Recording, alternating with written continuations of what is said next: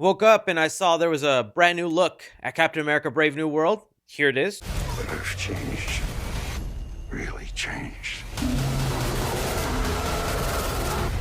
And then I just immediately thought to do this. But I've changed. Really changed. And that's how I'm choosing to begin this video. Let's get into the news. So what we'll be discussing here today, guys, is looking at this new footage for James Gunn's Superman movie that's caused a lot of backlash, so much so that James Gunn has responded to it. We also got some new looks to Five Nights at Freddy's 2, one that connects to the ending of the first movie, along with Jurassic World Rebirth, possibly including one of the most controversial scenes from the original book. We'll be diving into that along with so much more. Hit that like button, subscribe if you haven't already, comment down below. And well, let's just jump into it. And well, one of the first things I want to discuss here today is we got revealed this 40-second trailer for the brand new Alien TV series entitled Alien Earth. Now, ever since Alien Romulus and me walking out just loving that movie, I've just been on this Alien high, and watching this brand new teaser, it is keeping me on that high. I think it's actually a pretty effective teaser of what appears to be the POV of a facehugger just rummaging around through a spaceship that is about to crash land on Earth. And it honestly sets a really great tone for what I think will be an awesome show. I always have my doubts anytime a popular series or a franchise I love gets the TV show adaptation. Yes, we have more hours to spend in that universe, but also it could end up being very boring. They could do the bare minimum with that universe, or sometimes it just doesn't even do anything to expand the world. Alien Earth looks to be doing the opposite. Because along with this teaser trailer and flat out amazing poster, like really, this poster in itself got me hyped. Like this poster would be good enough for an Alien movie titled Alien Earth. But reading the description and the details about what's going to be going down in this show have me excited. So it is taking place 70 years in the future, but also 30 years before the first Alien movie, detailing when a mysterious space vessel crash lands on Earth, a young woman and her ragtag group of tactical soldiers make a fateful discovery that puts them face to face with the planet's greatest threat. Along with that, we're also being told that the show Alien Earth will deal with the emergence of the infamous Weyland-Yutani Corporation and the race between corporations to create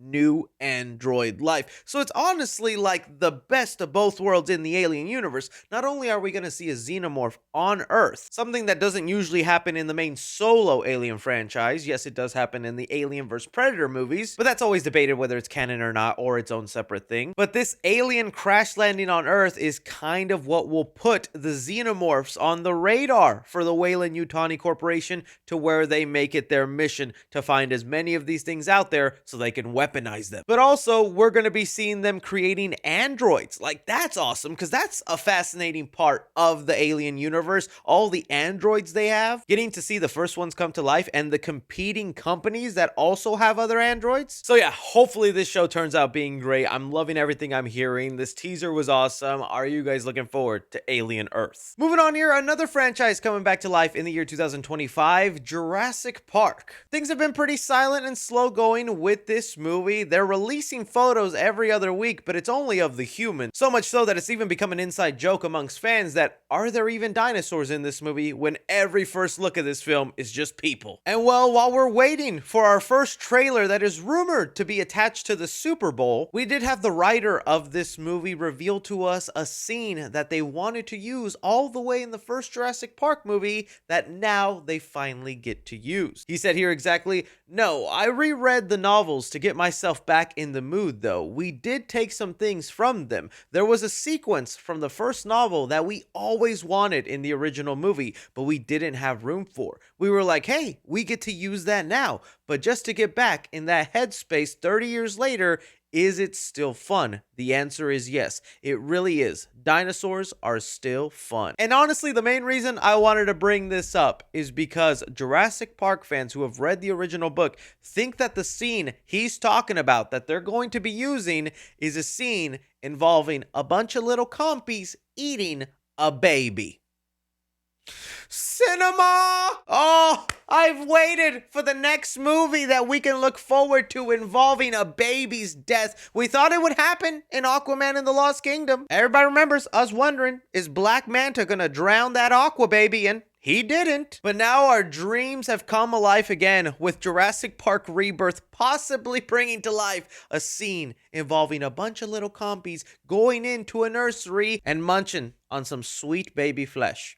I highly doubt that'll actually be the case, but it is so funny to see the amount of people going, I think that's going to be the scene. I feel like they also kind of already did a version of that with the opening of the second Jurassic Park movie. Other suggestions were a river scene involving characters on a boat where a T-Rex is swimming after them. That would actually be kind of cool to see, a T-Rex in the water coming after them, and it would be a nice different version of like the original chase scene with the T-Rex from the first movie. But people also point out that they also kind of maybe did that already in the third Jurassic Park movie. All is to say, the original book has so many different sequences that they've been pulling from and injecting in every Jurassic Park movie, and it is kind of nice to hear that there's been a scene that they've been wanting to do since the first Jurassic Park film, and now they finally got to do it in this one. But first challenge is to see if this movie can even bring back the fans that were severely disappointed with Dominion, myself included. But for you who have read the book, please inform me, what scene do you think they're talking about that they're finally going to be able to use in this movie? Bring me to a small update with your friendly neighborhood Spider-Man. This show is creeping up on us. It'll be out in the next 2 days, where I was one of the biggest naysayers thinking that this show was just not going to be good. It was going to be a waste of the Spider-Man IP, but early reviews that came out last week were all raving and talking about how awesome this show is, so much so where it's worked for me and made me actually get excited to see what everyone's talking about. And now the confidence in this show has gotten even bigger because they not only renewed this show for season 2, they have renewed this show for season 3, confirming we will get a total of 3 seasons of your friendly neighborhood Spider-Man. Wow, how the tides have changed on this show. I know there was people that were always looking forward to it and had all the faith in the world, but I don't live that happy, fluffy life, okay, Jordan? Yeah, I'm talking to you, Jordan. I just freaked the hell out of somebody named Jordan. There is still, though, a decent amount of people that are not believing these positive reviews, that are thinking that they're all manufactured and are just making it up. So I'm not the only one that has like a strong hate for this show out the gate, but I'm willing to have my mind changed. But throw it off to you guys. You are going to be getting 3 seasons of your friendly neighborhood Spider-Man. Reviews are positive. Are you a little bit surprised? Bring me here an update on the Five Nights at Freddy's sequel. We know this movie is currently filming hard at work. We have some behind the scene photos that have been released, some even of leaked scenes that got a video of mine taken down. But now, thanks to Daco, who was doing a charity stream trying to raise funds for the LA wildfires, he was able to release 3 different photos that are official looks of the movie. So starting off, we have this little look at the floor with good old Freddy Fazbear's face. Nice and polished and clean. That's not a face you want to walk on. You step in on your knees, you bow, you say, I love you, Fazbear. Then you get your pizza and you play whack-a-mole. That's the true Fazbear experience. But the next 2 photos were a lot more interesting. The next one here was of this Freddy Fazbear toy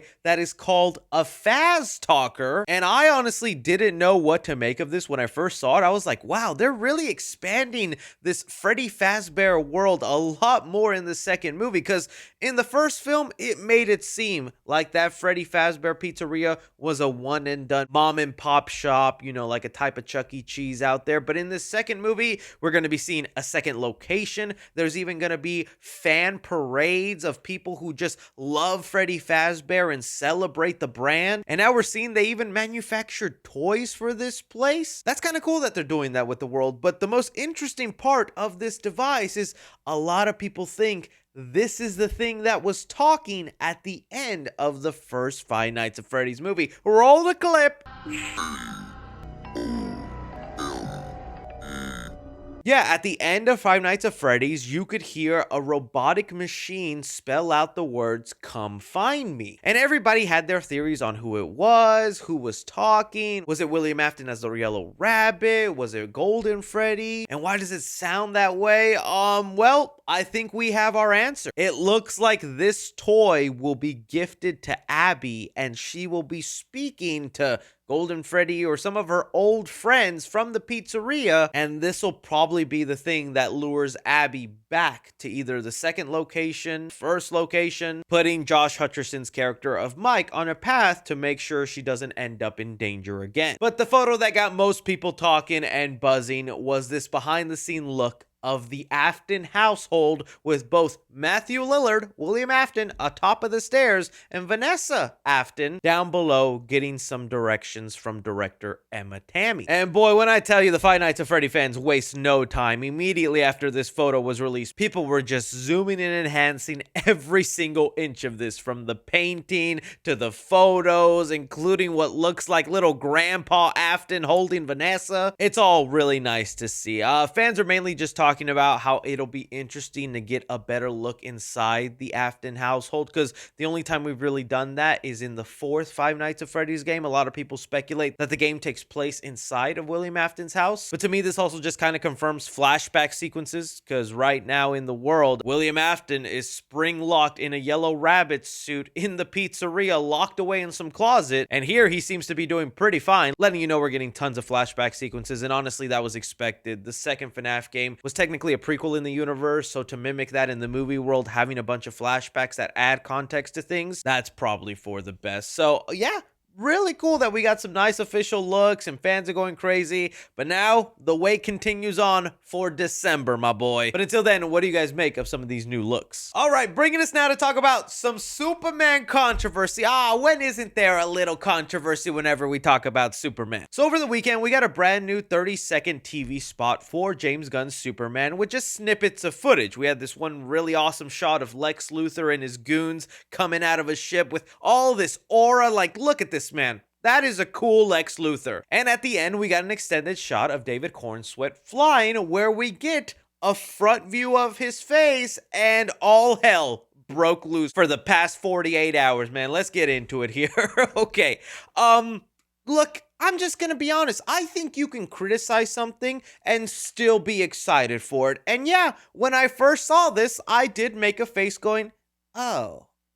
Okay. Because yeah, David Cornsweet looks a little off here. Like, I don't know exactly what it was at first, but the nonchalant, chill face he had, the way his eyes were extremely still and slightly cross-eyed, looking in different directions, it was just giving me Uncanny Valley vibes. And yeah, I was one of the idiots thinking, oh, the CGI needs to be fixed on that face, man. And well, of course, because we also know there's a bunch of people who just want to hate anything James Gunn. When they find something that even other people are excited complain about, they jump on it and really just exaggerate the problem. And yeah, there was memes, there was jokes, there was comparisons to Zack Snyder's Man of Steel. It was getting pretty ugly pretty fast until eventually James Gunn had a response. A fan wrote to James Gunn saying, "Looks dope, great camera angle of Superman flying, except there's something with his face that looks a little off. I know there's plenty of time to refine the CG." James Gunn then saying, "There's absolutely zero CG in his face.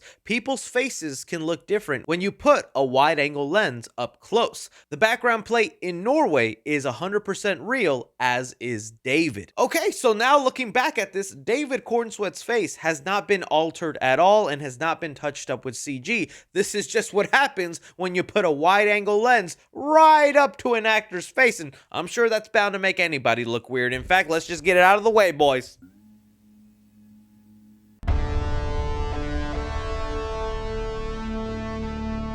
So I guess anybody really hoping that they would touch up the shot or fix his face or maybe do some CGI to make his eyes look like they're both looking in the same direction, I don't know if we're gonna get that. And honestly, it doesn't bother me. Like I said, although yes, it looks a little off and it made me kind of flinch, this sequence as a whole is still awesome. I like this flight pattern that we're getting to see of Superman, this little twirl he does, and knowing that the footage around him was actual footage they shot with drones, taking inspiration from like Top Gun Maverick, and then just inserting David Cornsweet into the shot. Like, it just makes it feel more authentic and lively. It's got that cartoony comic book feel to it, and I like that. And I also just like seeing the hope and optimism a lot of other people have, because people have voiced their opinions that they see nothing wrong with this scene, that it looks perfectly fine, it only excites them more.